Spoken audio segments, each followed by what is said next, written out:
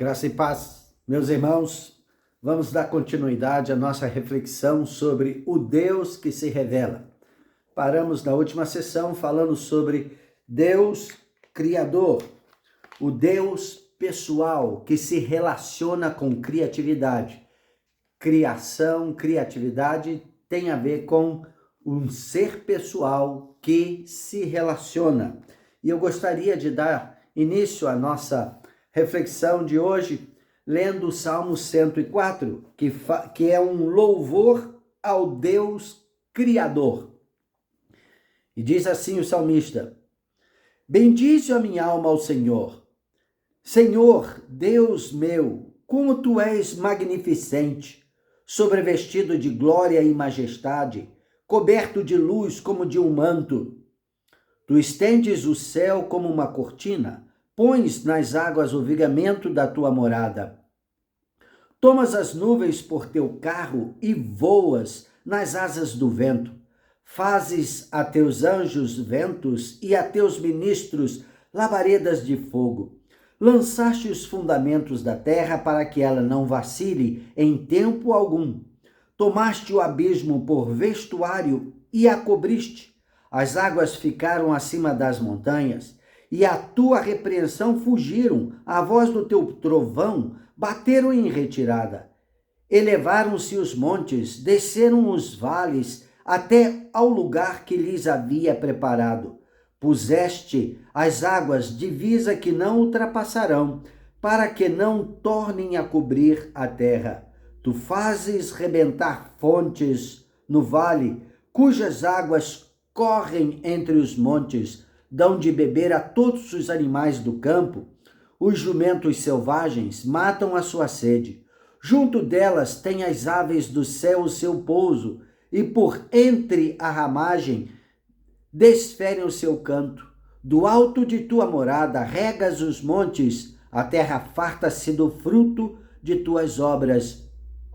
Fazes crescer a relva para os animais e as plantas para o serviço do homem, de sorte que da terra tire o seu pão.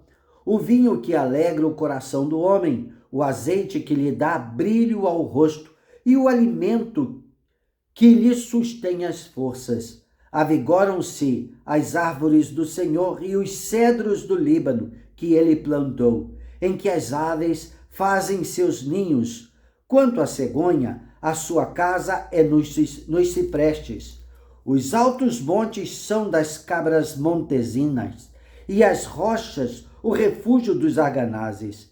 Fez a lua para marcar o tempo, o sol conhece a hora do seu ocaso. Dispões as trevas e vem a noite, na qual vagueiam os animais da selva. Os leãozinhos rugem pela presa e buscam de Deus o sustento. Em vindo o sol, eles se recolhem e se acomodam nos seus covis. Sai o homem para o seu trabalho e para o seu encargo até a noite. Que variedade, Senhor, nas tuas obras! Todas com sabedoria as fizeste. Cheia está a terra das tuas riquezas.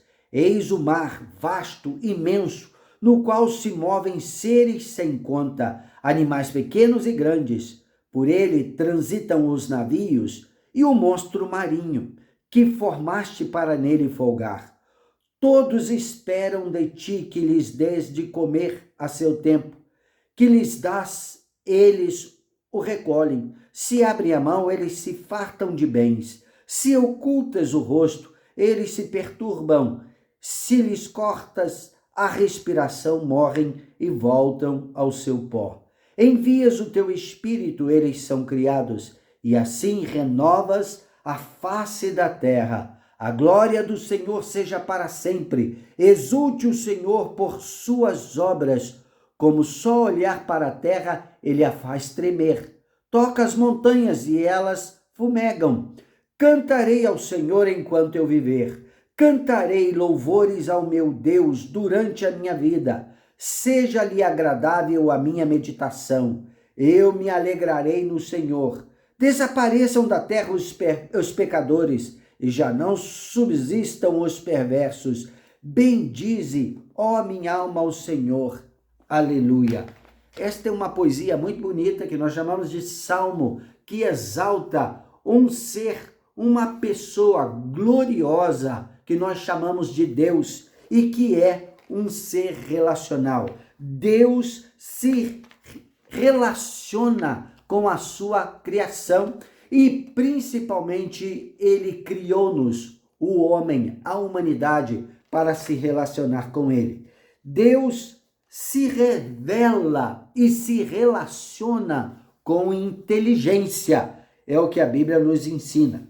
Quando nós vemos, e nós vamos olhar bastante a Bíblia nessa nossa sessão, e eu espero que você ame a palavra de Deus, né? Então, quando Deus se revela a nós e busca relacionar-se conosco, os seres humanos, a sua criação, né, mais perfeita, que ele fez a sua imagem conforme a sua semelhança.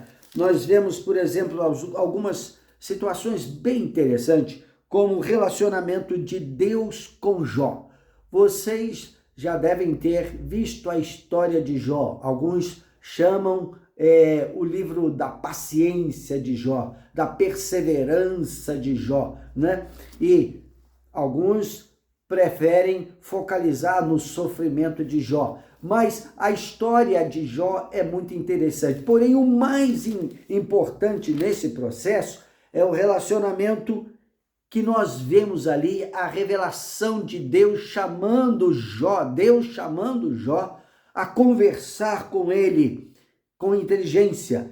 E no capítulo 38, já partindo lá para o finalzinho, depois de todas as lamúrias, todas as perguntas, lamentos, questionamentos de Jó, tentando saber a razão de tudo aquilo que ele estava passando, todas as tribulações, Deus chama Jó para uma conversa.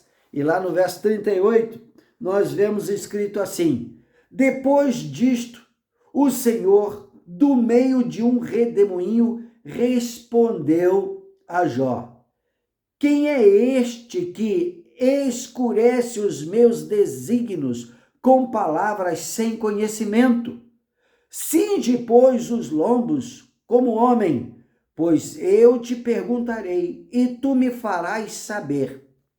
Então Deus chama Jó para uma conversa, para um diálogo, e a gente vê muita a expressão de inteligência de Deus aqui, em tudo aquilo que ele criou e na maneira também como ele aborda Jó sobre a vida. Não apenas sobre a vida de Jó, mas também sobre a vida de uma maneira em geral, trazendo a Jó o conhecimento de tudo quanto tinha sido feito e muitas coisas que ele reclamou, né, e indagou de Deus por causa das situações que ele estava passando. Deus se relaciona com Jó aqui, mostrando inteligência. Não era simplesmente uma conversa de acaso. Não, Deus mostra, né? Traz conhecimento tanto de tudo aquilo que criou no mundo físico, e aí ele fala sobre a terra, fala sobre os astros, fala sobre as constelações,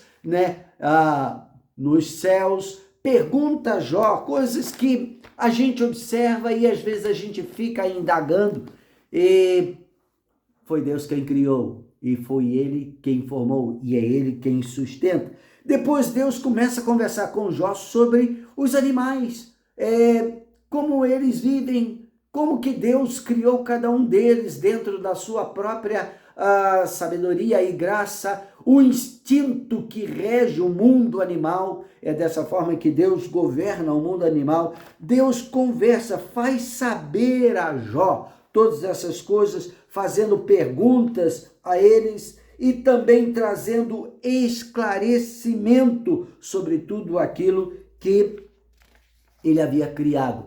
É interessante esse diálogo e ele se prolonga até no capítulo 42 do livro de Jó, que é muito interessante. O capítulo 42 diz lá: então respondeu Jó ao Senhor: bem sei que tudo podes e nenhum dos teus planos pode ser frustrado. Então Jó, ele responde a Deus, depois de tanto esclarecimento, ele se arrepende no pó e ele diz: quem sou eu? Puxa vida, eu pensei que te conhecia, mas era só de ouvir falar. Porém agora eu estou tão próximo, os meus olhos te veem e eu me arrependo até o pó. E é o que acontece quando nós nos relacionamos com Deus, quanto mais próximo de Deus nós nos achegamos, mais nós vemos a nossa pequenez e como que Deus nos ama e nos trata com tanta dignidade. Mas não é só no livro de Jó que nós temos essas manifestações de Deus se relacionando conosco com inteligência. Isaías, capítulo 1, verso 18, Deus também nos chama à mesa, ou seja, a uma conversa. Vamos arrazoar, vamos conversar. E é o que diz lá no Isaías, capítulo 1, verso 18. Vinde, pois, e arrazoemos. Deus chama-nos para prestações de contas e também para ver o favor dele em relação a nós. E ele diz: ainda que os vossos pecados sejam tão feios, vermelhos como o carmesim, eles se tornarão tão brancos como a neve ou como a lã branquinha que sai, dos cordeiros. Deus nos chama a esse diálogo, fazendo perguntas a nós e buscando que nós nos aproximemos dele também com inteligência. E Jesus, falando com a mulher samaritana, ele diz que Deus busca pessoas que o adorem ou que se relacionem com ele em verdade. A atitude de inteligência ele busca em nós. Em Isaías, capítulo 41, no verso 1 e também no verso 21, nós vemos também essa citação. Isaías 41, 1 diz: calai-vos perante mim, ó ilhas, e os povos renovem as suas forças, cheguem-se e então falem. Cheguemo-nos e pleiteemos juntos. Deus chamando a população, as ilhas aqui, os povos, para chegarem-se a ele, para pleitear, conversar com ele. No verso 21, ele diz: eis que sois, verso 21, do capítulo 41 de Isaías, que diz: apresentai a vossa demanda, diz o Senhor. Alegai as vossas razões, diz o rei de Jacó. Então, Deus chamando para a conversa. O que está acontecendo? Deus procura saber. Capítulo 43 de Isaías, verso 26, nos diz assim: desperta minha memória, entremos juntos em juízo, apresenta as tuas razões para que possas justificar-te. Então, isso é uma conversa de inteligência. Deus, ele está aqui meio estarrecido a respeito da rebelião do seu povo e ele diz: o que vocês acharam em mim, de errado? Então, venham, tragam as suas demandas, vamos conversar aqui. Deus busca relacionar-se conosco com inteligência. Ele está atento a todas as nossas demandas. Tudo aquilo que existe no nosso coração é interessante para Deus. Em Provérbios capítulo 5, verso 21, diz que os nossos caminhos estão perante os olhos do Senhor e Ele atenta para todas as áreas da nossa vida. Tudo para Ele é interessante. Tem um caso na Bíblia, e isso está relatado lá em Números, capítulo 27. É interessante que observemos Número capítulo 27, que mostra como que Deus se interessa pelas nossas demandas, pelos os problemas do nosso dia a dia, né? Então, diz lá o seguinte: é porque algumas mulheres, ou seja, eram filhas de um determinado homem que não teve filho, então era uma questão de herança. Veja lá, Números 27, versos 5 a 7, que diz assim: Moisés levou a causa dessas mulheres, né, as filhas de Zelofeade, era a questão de herança, que estava ali numa demanda, e Moisés não sabia o que responder, e ela estava falando: olha, nosso pai só teve filhas, não teve filho. Então, nós, por sermos mulheres, vamos ficar sem a herança, porque o nosso pai não teve filhos? Isso não é justo. E Moisés não sabia como responder à situação, porque era também uma questão cultural, era uma questão da cosmovisão deles, como eles viam a situação. E ele foi perguntar a Deus, e é o que diz aqui: Moisés levou a causa dessas mulheres, perante o Senhor. Disse o Senhor a Moisés: as filhas de Zelofeade falam o que é justo. Certamente lhes darás possessão de herança entre os irmãos de seu pai, e farás passar a elas a herança de seu pai. Olha só, Deus se intrometendo nas nossas situações diárias, na nossa cultura, e Ele traz informações e inteligência nesse relacionamento. É assim que Deus age conosco. Às vezes as pessoas não têm intimidade com Deus, né? Aceitam a Jesus, sabem que Ele é o Deus supremo, soberano sobre todas as coisas, mas esquecem-se de que o que nós somos é um reflexo de quem Deus é. Veja, Ele nos criou à sua imagem e semelhança. Somos seres pequeninos, finitos, mas nós expressamos aquilo que Deus é. Então, Deus colocou em nós inteligência. Nós nos relacionamos com inteligência e devemos buscar aprender cada vez mais, mas isso é um reflexo de Deus.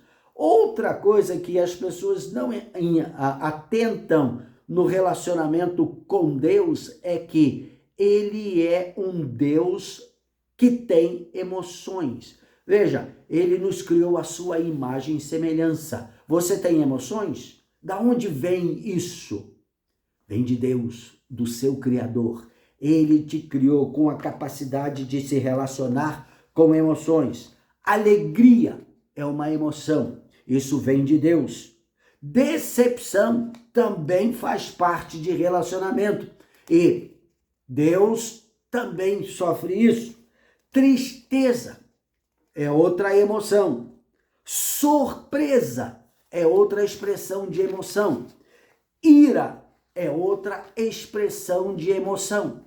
Isso tudo são atributos relacionais, faz parte do nosso dia a dia. Nós nos alegramos nos nossos relacionamentos, nós podemos sofrer decepções nos nossos relacionamentos, nós muitas vezes somos entristecidos por causa das circunstâncias que nos cercam e também temos surpresas. Por isso existem expressões do nosso ser de júbilo, que às vezes trazem até espanto. Mas da onde vem isso? Vem de Deus, o nosso Criador. E Deus se relaciona conosco com emoções.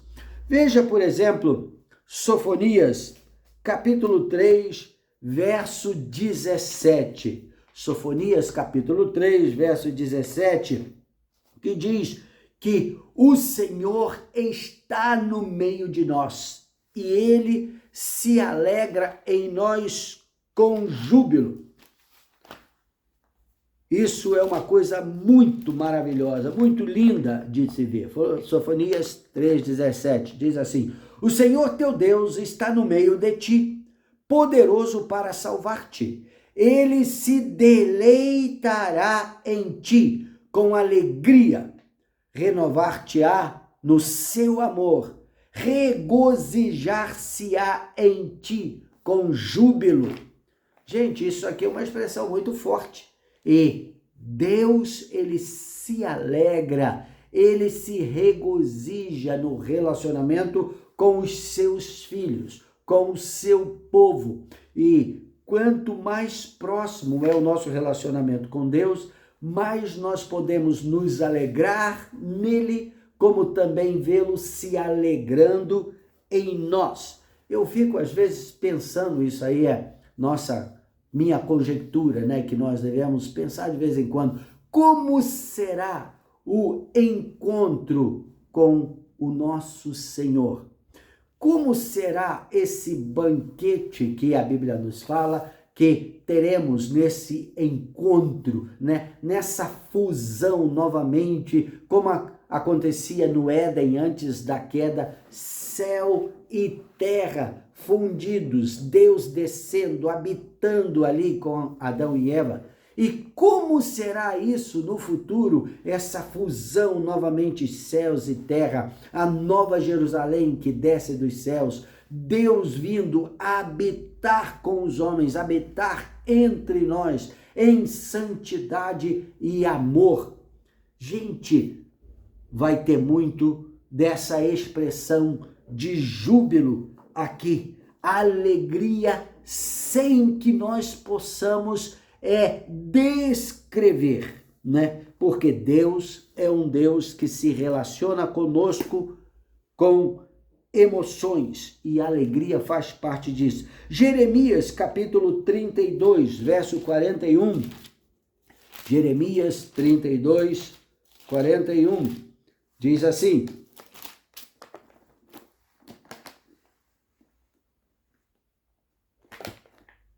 alegrar-me-ei por causa deles, e lhes farei bem, plantá-los-ei firmemente nesta terra, de todo o meu coração e de toda a minha alma. Coração refere-se à vontade, motivação. Alma refere-se às emoções. E aqui nesse caso, como ele diz, vou alegrar-me neles.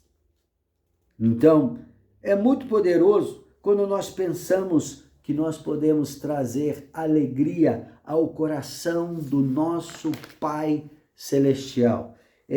Deus, ele se relaciona com os seus filhos com emoções. Também nós vemos Daniel capítulo 3, é uma história bem interessante, né? Que mostra Deus cheio de júbilo. Daniel capítulo 3 é aquela história que vocês conhecem, que tem a ver com Sadraque, Mesaque e Abdinego.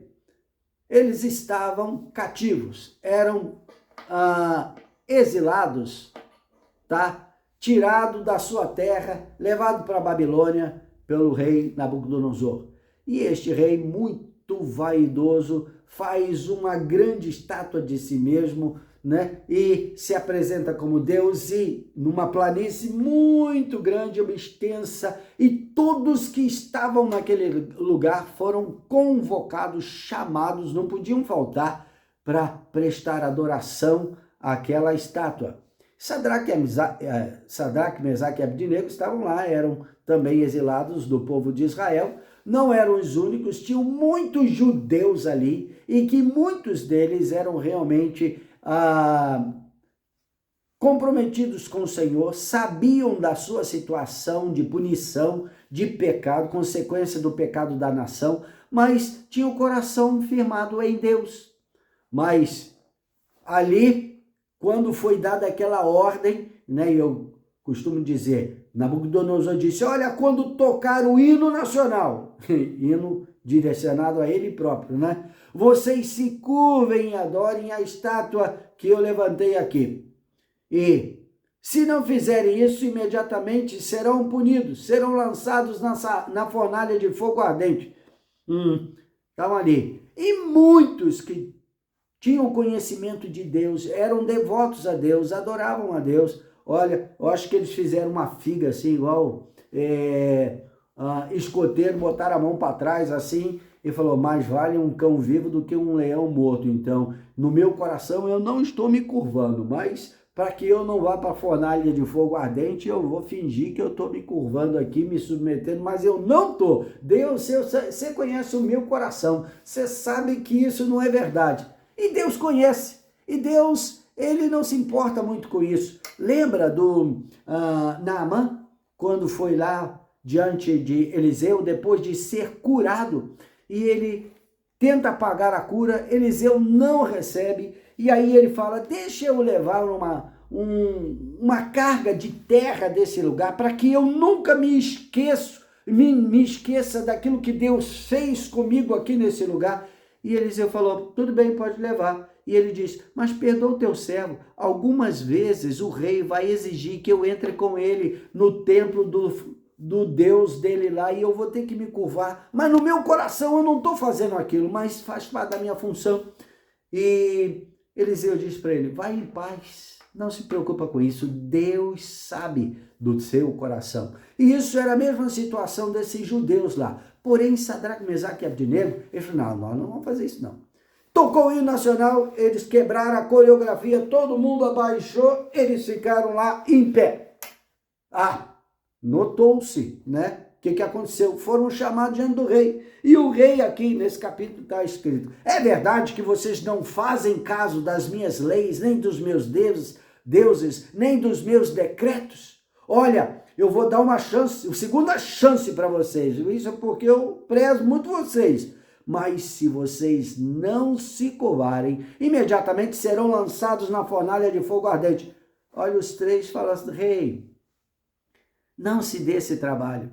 Não precisa tocar de novo o hino nacional. Nós não vamos nos curvar diante dessa estátua que você fez. Nós somos comprometidos com aquele que é o Senhor dos céus e da terra. Ele é o Criador de todas as coisas. É a Ele que nós nos devotamos 100% para viver ou para morrer. Ele pode nos livrar das tuas mãos e também da fornalha de fogo ardente. Mas se Ele não livrar, não importa, nós não vamos nos curvar. Olha, o rei ficou irado, mas muito irado. Mandou aquecer 7 vezes mais, não sei nem como isso é possível, principalmente naquela época. Mas o treco estava tão quente, que os maiores soldados, mais robustos, que amarraram aqueles três e jogaram lá, só de chegar perto da boca da fornalha, eles morreram por causa do calor. Mas eles caíram lá dentro. E de repente o rei de longe estava olhando, não sei qual que era a visão do negócio, mas eles viram 4 seres, os 3 que foram lançados e mais um outro. E ele diz, olha, eu estou vendo 4 e o quarto, ele tem a aparência dos filhos dos deuses, ou seja, era um ser magnificente. E eles estão dançando no meio do fogo, e o fogo não pode devorá-los, não pode consumi-los. Deus ficou tão empolgado com a atitude de Sadraque, Mesaque e Abdinego, que ele desceu em pessoa e abraçou aqueles seus filhos e dançou com eles de tanta alegria, júbilo no seu coração. E aí o rei falou assim, Sadraque, Mesaque e Abdinego, saiam para fora. E aí examinaram, não tinha cheiro de fumaça, não tinha nada de fogo, não estavam com nenhuma indicação de queimado, só queimou as cordas que estavam amarrando a eles, e eles estavam totalmente livres. E veio o temor no coração de Nabucodonosor, e ele baixou um decreto dizendo: olha, todos se curvem diante do Deus de Sadraque, Mesaque e Abdenego. Mas não é só a emoção de alegria, tem também emoção de decepção. Gênesis capítulo 6, e eu tenho para mim que este é o versículo mais triste da Bíblia. Gênesis capítulo 6, que diz assim, versos 5 e 6.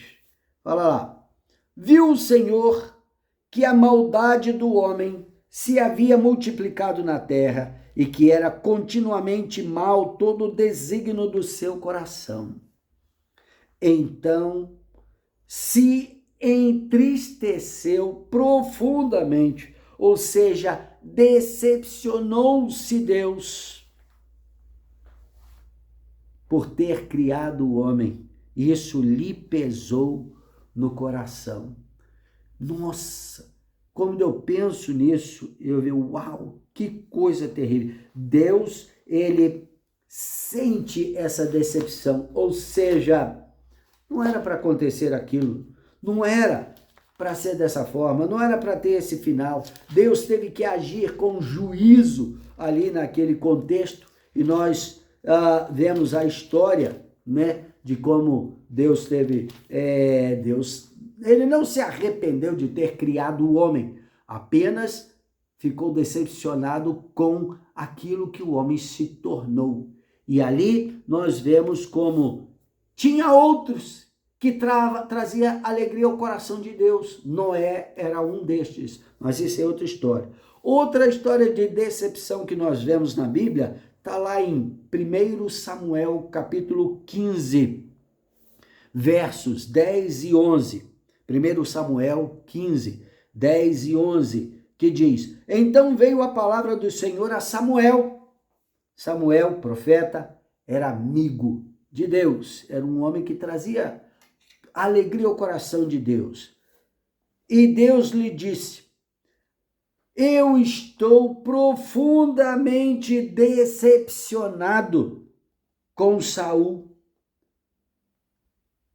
Decepcionei-me com ele, arrependo-me de tê-lo constituído rei, porque ele deixou de me seguir, deixou de obedecer os meus mandamentos, ele não segue mais, não anda mais comigo. Veja assim, não é que Deus tenha errado, trazido Saul a essa posição de rei. Não, ele era o suprassumo de Israel. Deus procurou como uma agulha no palheiro o melhor que poderia representar aquela posição que os israelitas estavam pedindo. Nós queremos o rei, nós queremos o rei, nós queremos o rei, queremos ser iguais às outras nações. E Deus procurou de todas as formas e trouxe o melhor. Mas aqui mostra que houve uma mudança, e não foi no coração e na atitude de Deus, foi no coração, na atitude de Saul. Ele deixou de andar com Deus. Sabe quando você tem um amigo muito próximo, que você ama, que você tá sempre junto, e de repente essa pessoa te abandona no meio do caminho, ele te decepciona, e tem situações que você não sabe explicar, mas acontece? Pois é, isso é porque Deus te criou a sua imagem e semelhança, te fez um ser relacional, e relacionamento envolve emoções. E isso nos deixa, de uma certa forma, vulneráveis. E aqui houve uma mudança, mas foi no coração, na atitude deste homem chamado Saul, que abandonou a Deus. Então, isso traz decepção. E aí gera o quê? Tristeza no coração da outra pessoa. E nesse caso, Deus. Tristeza também é uma emoção. Nós não gostamos, mas nos entristecemos. E, na grande maioria das vezes, essa tristeza vem de relacionamentos, pessoas que fazem aquilo que não deveriam fazer ou nos decepcionam. Lá em João capítulo 11, verso 35, mostra que Jesus, Deus encarnado, ele lá diante do túmulo de Lázaro, ouvindo toda a história que Marta lhe conta, né? E depois chega Maria, se joga aos seus pés e diz: ah, Senhor, se o Senhor estivesse aqui, o meu irmão não teria morrido. E diz lá que Jesus chorou de tristeza, vendo o resultado do pecado, da queda, como isso afeta o coração do ser humano, como nós nos entristecemos quando perdemos uma pessoa que nós amamos, que nós era muito querida do nosso coração, nos entristecemos, choramos. Isso é consequência direta do pecado. E Jesus, lidando com aquela situação, ele chorou. Isso é tristeza. Lá no Getsemane, também nós vemos lá, Mateus relata isso no capítulo 26, verso 38, e Jesus diz aos seus discípulos: a minha alma está profundamente triste. Ele estava antevendo o que ia acontecer com ele lá na cruz, e ele estava realmente atordoado, e ele diz: fiquem comigo aqui, me consolem, eu preciso da presença de vocês. Tristeza profunda. Agora, relacionamento com emoções também traz surpresas alegres. Nós vemos aqui alguns casos na Bíblia muito interessantes. Um destes é lá em 2 Samuel, capítulo 7, quando Davi, depois de ser consolidada a sua posição como rei sobre todo Israel, ele já tinha sido ungido rei sobre Hebrom, mas aí depois todas as outras tribos chegam juntos lá e elegem Davi como o rei sobre toda a nação de Israel, sobre todas as tribos, né? E aí ele tem o seu palácio, ele traz de volta a arca que estava separada, né? Desde que os filisteus tinham ganhado a guerra, levado como... E aí eles levaram a arca como triunfo, mas deu ruim, e eles devolveram a arca, e ela ficou na casa de um outro sacerdote, mas tinha a tenda lá. E Davi traz a arca para a cidade dele, ele quer a presença de Deus.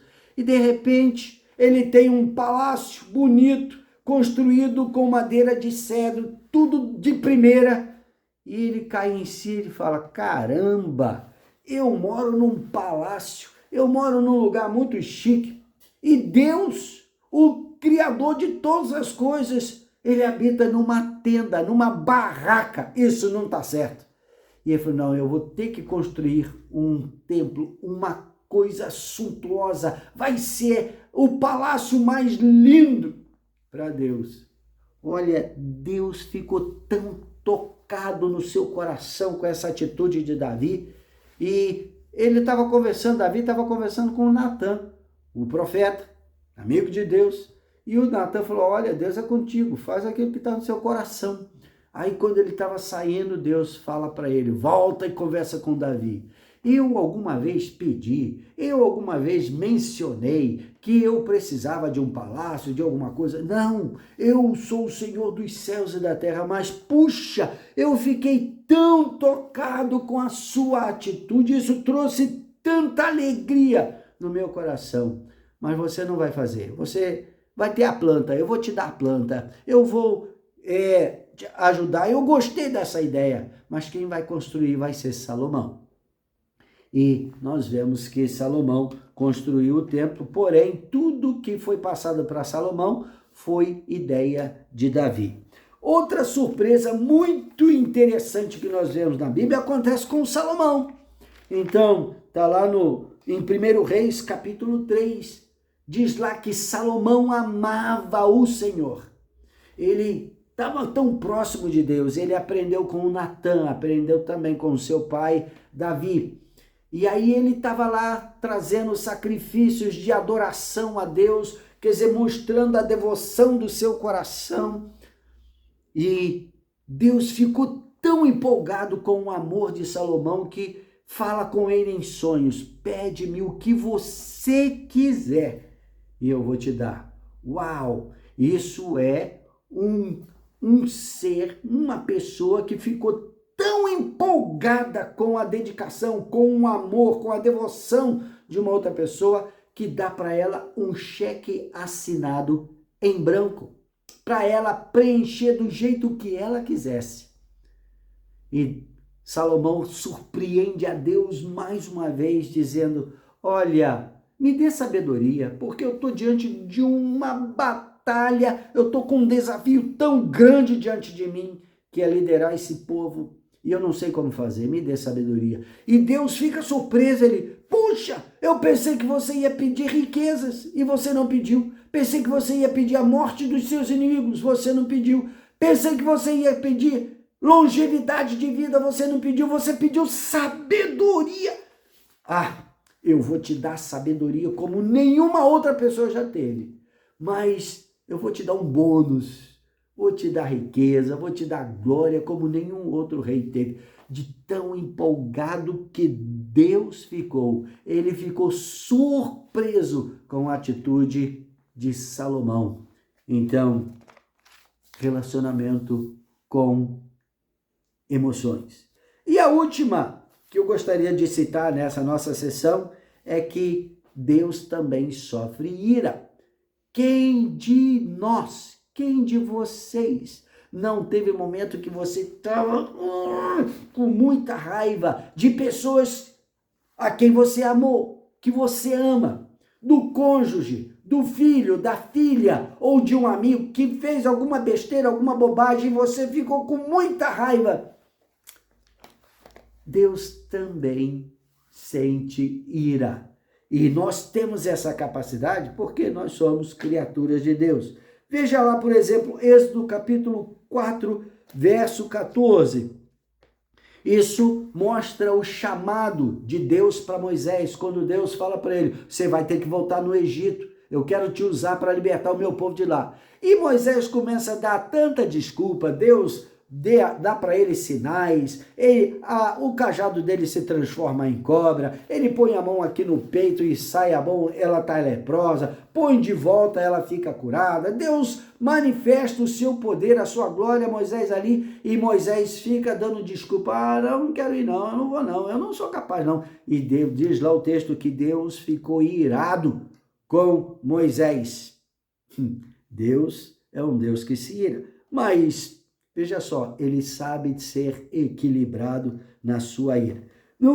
Em Deuteronômio capítulo 3, verso 23 a 27, nós vemos também uma outra situação que mostra como Deus ficou esquentado, irado com Moisés. Capítulo 3 de Deuteronômio, versos 23 a 27, que diz assim: também eu, nesse tempo, implorei graça ao Senhor, dizendo: ó Senhor Deus, passaste a mostrar a teu servo a tua grandeza e a tua poderosa mão, porque que Deus há nos céus ou na terra que possa fazer segundo as tuas obras, segundo os teus poderosos feitos.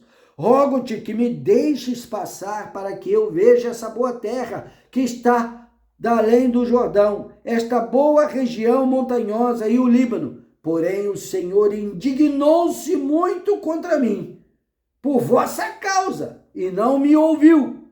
Antes me disse: basta, não me fales mais sobre isso. Isso é porque lá atrás Moisés deu uma pisada feia na bola, na questão lá de demonstrar a santidade de Deus para o povo, quando Deus falou para ele: olha, fale a rocha, que é uma representação de Jesus, para que o povo tenha água. Mas Moisés estava também irado e ele não falou a rocha, ele bateu na rocha, e isso desagradou muito a Deus. E Deus falou, olha, por causa disso você não vai passar o Jordão, não vai herdar a terra. Deus deu uma punição radical para ele. Aí, o tempo passou, muitas coisas aconteceram, Moisés ainda queria passar e ele tentou manipular a Deus. Fala, deixa Deus, o Senhor é tão bom, o Senhor é tão poderoso. E Deus ficou indignado, porque Deus é firme no seu caráter, né? Então, ira. Outra coisa, outro episódio que nós vemos da ira, que demonstra também um relacionamento que confronta e corrige. Está lá em Números, capítulo 12, que é a sedição de Miriam e Arão, quando eles criticaram a Moisés. Eles estavam com raiva, as situações familiares lá que eles não sabiam resolver, não souberam resolver, né? E Miriam conseguiu conversar com Arão e eles se levantaram contra Moisés. E diz o texto assim, falaram Miriam e Arão contra Moisés, por causa da mulher cusita que tomara, pois tinha tomado essa mulher como esposa. E disseram, porventura tem falado o Senhor somente por Moisés? Não tem falado também por nós? O Senhor o ouviu. Era o varão Moisés muito manso, mais do que todos os homens que havia sobre a terra. Deus já tinha trabalhado bastante no coração e no caráter dele, viu? Logo o Senhor disse a Moisés e a Arão e a Miriam, vós três, saí à tenda da congregação. E saíram eles três. Então o Senhor desceu na coluna de nuvem e se pôs à porta da tenda. Depois chamou a Arão e a Miriam e eles se apresentaram. Então disse, ouvi agora as minhas palavras. Se entre vós há profeta, eu, o Senhor, em visão a ele me faço conhecer ou falo com ele em sonhos. Não é assim com o meu servo Moisés, que é fiel em toda a minha casa. Boca a boca falo com ele, claramente, e não por enigmas, pois ele vê a forma do Senhor. Como, pois, não temeste falar contra o meu servo, contra Moisés? E a ira do Senhor contra eles se acendeu, e Deus se retirou. A nuvem afastou-se de sobre a tenda, e eis que Miriam achou-se leprosa, branca como neve. E olhou Arão para Miriam, e eis que estava leprosa. Então disse Arão a Moisés, ai, Senhor meu, não ponhas-te, te rogo, sobre nós este pecado, pois loucamente procedemos e pecamos. Ora, não seja ela como um aborto que, saindo do ventre de sua mãe, tenha metade de sua carne já consumida. Moisés clamou ao Senhor, dizendo, ó Deus, rogo-te que a cures. Respondeu o Senhor a Moisés, se seu pai lhe cuspira no rosto, não seria envergonhada por 7 dias? Seja detida 7 dias fora do arraial e depois recolhida. Deus ficou irado com a atitude de Miriam e a sedução dela a Arão, que se levantaram como um complô contra Moisés. Gente, ele como pai, ele confrontou e disciplinou essas pessoas, esses filhos que ele amava de todo o coração. Deus, ele nos ama. Deus se relaciona conosco com inteligência e também com emoções.